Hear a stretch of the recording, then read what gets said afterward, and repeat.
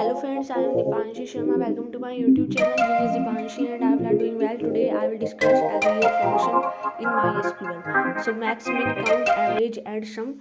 All these are aggregate function. So we discuss aggregate function. So firstly we create a database with name product. तो हम यहाँ पे सबसे पहले product name का एक डेटाबेस क्रिएट करेंगे एंड क्रिएट करने के लिए हमने डेटाबेस का यहाँ पे नेम लिखा है product and click on create button. So your database with the name product is created in the left side. So after creating the database, we create a table prod, and in this table we takes 4 columns: product ID, product name, quantity and price. So the syntax is create table, table name, and inside this table we take column space data type. तो यहाँ पे हमने create table प्रोड name की एक table बनाई जिसके अंदर हमने प्रोडक्ट आईडी ली इंटीजर टाइप, प्रोडक्ट का नेम लेंगे वह क्या है और इसका साइज हम दे देंगे 50 एंड क्वांटिटी लेंगे. क्वांटिटी का हम डेटा टाइप यहाँ पे यूज़ करेंगे इंट एंड यहाँ पे हम लेंगे प्राइस और प्राइस का डेटा टाइप भी हम यहाँ पे लेंगे इंट या आप बिग इंट भी ले सकते हो. तो इस तरीके से आपकी यहाँ पे टेबल क्रिएट हो जाएगी और आप गो बटन पे क्लिक करोगे तो आपका टेबल प्रोड नेम का क्रिएट हो जाएगा inside the product database. So when you click on product table, the structure of the product table is shown as below with the 4 columns like product ID, product name, quantity and price. तो अब यहाँ पे आपका ये table बन के आ गई है प्रोडक्ट डेटाबेस के अंदर प्रोड नेम से.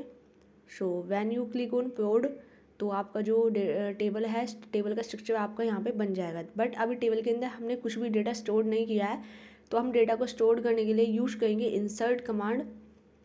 So you are aware that how to insert the data into a table with the help of insert command.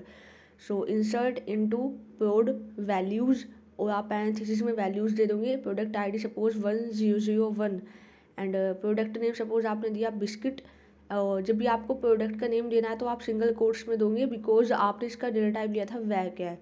And इसके बाद क्वांटिटी सपोज आपने दी 1 और इसका प्राइस सपोज आपने दिया 10. आप मतलब आप कुछ भी रख सकते हो, प्रोडक्ट का नेम, प्रोडक्ट का प्राइस और इस तरीके से.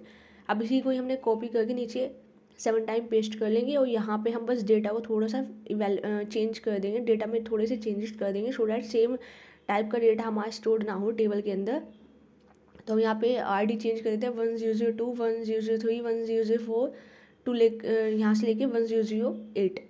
तो इस तरीके से आपकी आईडी प्रोडक्ट की आईडी मैंने थोड़ा यूनिकली बना दी है. देन इसके बाद प्रोडक्ट का नेम हम यहाँ पे चेंज करके लिख देंगे. जैसे कि सेकंड वाले में मैंने लिखा है चिप्स और थर्ड वाले में सपोज हम लिख देंगे टॉफ़ी एंड चॉकलेट्स. और इसी तरीके से जो भी आपको समझ में आया है प्रोडक्ट का नेम वो आप यहाँ पे मेंशन कर देना.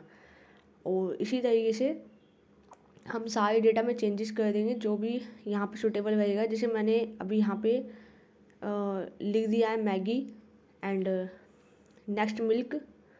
और इसी तरीके से यहाँ पे बाकी की जो लास्ट की 2 इंसर्ट करने के लिए हमने वो हैं यहाँ पे भी हम चेंजेस कर देंगे. यहाँ पे हमने ले लिया नमकीन एंड लास्ट प्रोडक्ट आप कोल्ड ड्रिंक ले सकते हो. तो मैंने यहाँ पे biscuit, chips, toffee, chocolate, Maggi, milk, नमकीन एंड कोल्ड ड्रिंक ये आपके प्रोडक्ट का नेम हो गया. प्रोडक्ट की आईडी हो गई 1001 to 1008 और यहाँ पे हमने क्वांटिटी भी डाल दी. जैसे कि बिस्किट मैंने यहाँ पे 1 लिया है, चिप्स यहाँ पे 2 लिया है, टॉफ़ीज़ मैंने यहाँ पे 10 लिया है और चॉकलेट मैंने यहाँ पे सपोज 4 लिया है.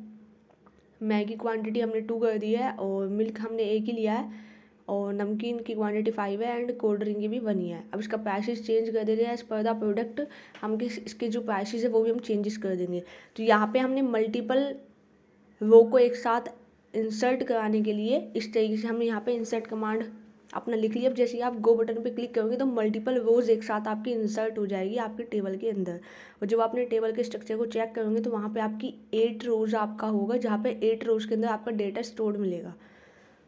प्रोड नेम की आप टेबल पे क्लिक किया तो ये आपका डेटा आपका स्टोर्ड हो गया. अब हम यहाँ पे यूज़ करने वाले एग्रीगेट फंक्शन लाइक मैक्स, मिन, काउंट, एवरेज एंड सम. तो सबसे पहले हम मैक्स फंक्शन को यूज़ करने वाले हैं. तो मैक्स या मिन फंक्शन को यूज़ करेंगे हम अपने प्राइस वाले कॉलम पे क्योंकि आपका मैक्सिमम प्राइस कितना है या मिनिमम प्राइस कितना है अगर आपको ये फाइंड करना है किसी भी प्रोडक्ट का तो आप कैसे करेंगे. तो आपने लिखा सेलेक्ट मैक्स. मैक्स के अंदर आप अपने कॉलम का नेम दोगे एंड फ्रॉम टेबल नेम. तो यहाँ पर लिखा सेलेक्ट मैक्स. मैक्स के अंदर मैंने प्राइस कॉलम दिया एंड फ्रॉम प्रोडक्ट. तो यहाँ पे आपको दिख जाएगा कि मैक्सिमम प्राइस है 100 रुपीज़.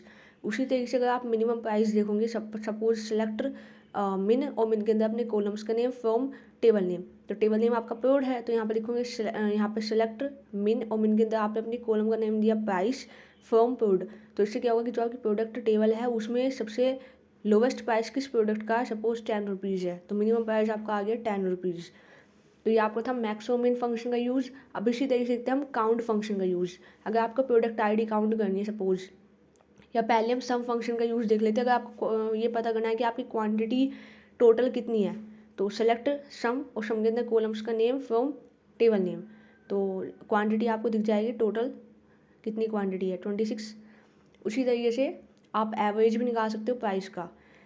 यहाँ पे लिखोगे सेलेक्ट एवरेज, एवरेज के अंदर कॉलम का नेम सपोज आपने दिया price from table name, table name आपका पेड है, तो जैसे आप गो बटन पे क्लिक करोगे तो यहाँ पे आपका जो प्राइस का एवरेज है वो आपको दिख जाएगा। अब लास्ट आपका काउंट, काउंट फंक्शन का आप यूज़ कैसे करोगे? काउंट फंक्शन को आप लगा सकते हो अपने प्रोडक्ट आईडी में कि टोटल प्रोडक्ट आईडी है कितनी, तो आपने लिखा सेलेक्ट काउंट, और काउंट के अंदर आपने अपनी दे दी product ID from prod table का नेम है आपका। गो बटन पे क्लिक करोगे तो यहाँ पे आपका जो प्रोडक्ट आईडी है उसका टोटल काउंट आ जाएगा कितनी है।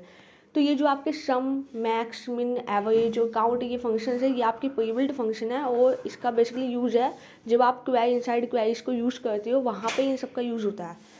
तो यहाँ पे आपका काउंट दिख गया टोटल कितना है। प्रोडक्ट आईडी यहाँ पे 8 थी, तो 8 आपका आउटपुट आ गया। सो आई होप यू अंडरस्टैंड। और अगर आपको अपने टेबल को देखना है तो select star from table name, तो सिलेक्ट स्टार फ्रॉम प्रोड, तो इससे आपका जो टेबल है वो आपका शो हो जाएगा।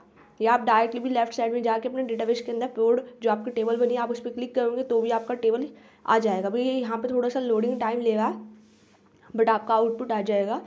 तो इस तरीके से था कि आज की इस बेसिक एग्रीगेट फंक्शंस जो थे वो मैंने आपको समझाया कि इनका क्या बेसिकली यूज़ होता है। तो अगर आपको ये बेसिक फंक्शंस का सिंटेक्स याद रहेगा, देन आपको अगर किसी भी एम्प्लॉय की सैलरी निकालने के लिए आ जाती है, मैक्सिमम इन फंक्शन की हेल्प से आप निकाल सकते हो। या मान लो आपको 5th हाईएस्ट सैलरी पूछ ली जाए, तो वहाँ पे आप क्वेरी इनसाइड क्वेरीज चलाते हो। तो नेक्स्ट टॉपिक में हम आने वाली अपकमिंग वीडियोज़ में देखेंगे कि क्वेरी इनसाइड क्वेरीज को कैसे यूज़ किया जाता है। So I hope you understand, and if you have any doubts, any clarity, you can text me in a comment. Like, share and subscribe our channel Genius Dipanshi, and thank you for watching. And if you have any concern, any question regarding this, you can text me. Have a good day, do work hard and get success, and ultimately goal is yours. I know one